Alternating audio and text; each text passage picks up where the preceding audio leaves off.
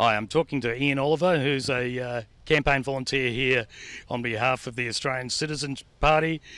Jen Picalis, who's standing for the Citizens Party here in Fadden for the by-election going on Saturday. Ian, what do you see Jen adding to the for the citizens of Fadden? Well, the Citizens Party stands very strongly behind banking reform.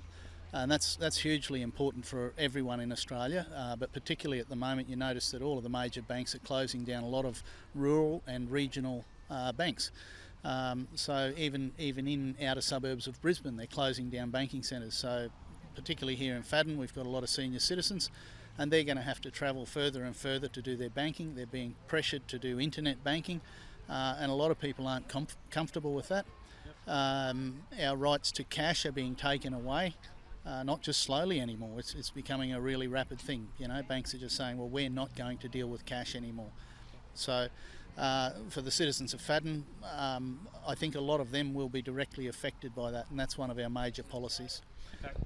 What about the Banking Royal Commission? I know in the previous government they only implemented, I think, one of the recommendations. How did the Citizens Party feel about the Banking Royal Commission and the treatment of consumers? Well, the Royal Commission is not the problem. It's the fact that the government just ignored the recommendations. As with Royal Commissions, they appoint very well educated and people of high integrity to perform the commission, but then they just ignore it completely afterwards.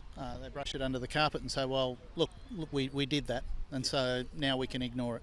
Yeah, I didn't mean to question the Royal Commission. In fact, I seem to recall that handing down of the report, that very steamy interview between the Commissioner and Joe Hockey at that time. But could I ask, do you think that the Labor Party is doing anything to start to reform the banking industry? The Labor Party seems to have lost its way. We get a lot of comments from people that we are very much like the old Labor Party, in that the Australian Citizens Party is very much about building Australian infrastructure, building Australian jobs, keeping companies in Australia. You know, we've developed so many new technologies here, and they invariably go overseas because of the red tape, because of the difficulty of doing business here, because of the lack of support for research and development, you know, startup funding and that sort of thing.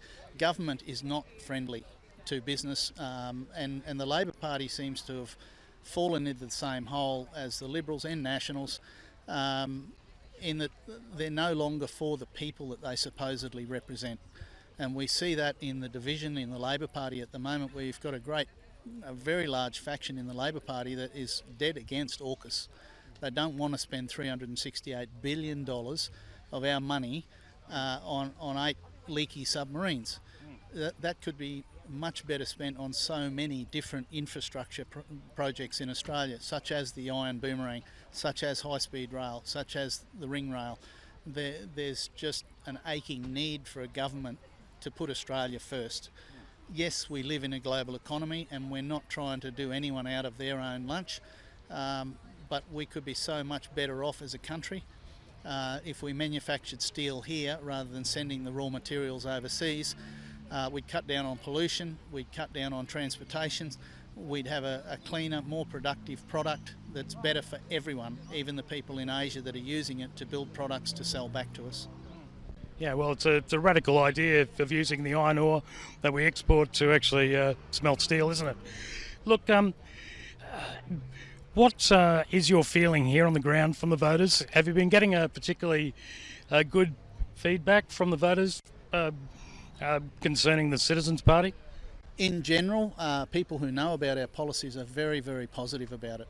And I'm actually surprised at the support and where it comes from. I see people, and just by their demographic, perhaps wrongly I say that'll be a Liberal voter, but once they know about our policies, they're very strongly supportive of us, and that's very, very positive for us. That's what gives us the strength to stand here all day in the sun and hand out flyers. What I do see here is the problem is, and this is, I was so glad to be able to talk to you, the major media stations, and I'll name names, you can edit them out if you want, But the Channel 9 news crew, the Channel 7 news crew and the ABC news crew came down, and they showed absolutely no interest in any of the candidates except the Liberal Party, the LNP candidate. They squeezed in a little bit for the Labor candidate at the end, but they did not offer any other party the chance to even say hello on camera. And that happened on 2 occasions. It happened at Runaway Bay and it happened again here. It made me very angry, because we are supposed to be a nation of equality where everyone gets a fair go, where everyone in politics gets to state their message and let the voters decide.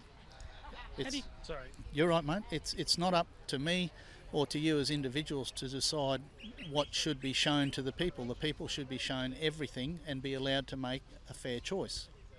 You could argue that, 9 and 7, did you say? 9, 7 and Yeah, ABC. yeah, and the 9 and 7 being private companies can sort of do what they want, but the ABC coming down here and not giving a fair go to all Australians, given that it's publicly funded, to me, and it has been confirmed by other candidates to IA here today, seems a little outrageous.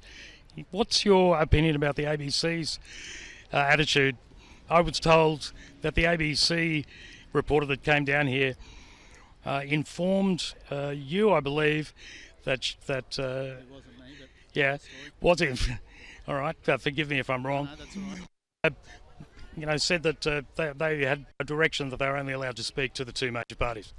I have heard that as well. It is hearsay, but I've heard it from different people, and it's consistent with what happened. Right. Look, it stinks regardless of whether it's the ABC or a commercial station. Yep. And the commercial stations, you could say, well, who are they receiving their orders from, and why are they receiving those orders? And does that then become election interference, where the TV stations with the highest viewership in Australia, who have licences issued by the Australian government, are so blatant about trying to manipulate elections by refusing coverage to anyone that's in opposition to the party that their bosses support. So I think that the method by which media licences are issued should be considerably changed. This goes back to Kerry Packer. There was a lot of fuss about the cross-media ownership laws and how they were changed and everything. Yep. I think that as a community we should take a much tougher stance about that, because what you end up with is one now American multi-billionaire directing how Australian elections are going to be presented to the people who should be deciding them. That's the problem. I don't care if I'm not on TV, but at least make it fair, right? We're all in this, we're all trying to do better for Australia. I don't blame the party representatives in as much as I blame the system that allows this to happen. Yeah. Well, both parties have significantly watered down cross-media ownership laws, Yes. even the previous government. You've sort of mentioned one American multi-billionaire. What's your opinion of Rupert Murdoch? On the one hand, I have a great admiration for what he's done with his life. He has built an empire that I'd certainly not be capable of doing. On the other hand, if you have great power, you should use it very, very responsibly. And equality of opportunity is the founding thing of Australia and supposedly all the democracies in the world. So this idea that one person, whether it's Murdoch or Zuckerberg or anyone else that owns one of these mega platforms, should be allowed to influence the messages that are on there, I think that's a terrible idea. Somehow the government has to regulate them to see that everyone gets a fair voice, that free speech is protected and promoted. Nobody wants crazies on TV, but I haven't seen any crazies around here. So there's absolutely no reason for every single person's message to be presented. We're all different, we've all got different messages, but every single person here is trying to make a better Australia. Terrific, Ian. Very good to speak to you. Thank you, David. Thanks very much. You have a great day, mate.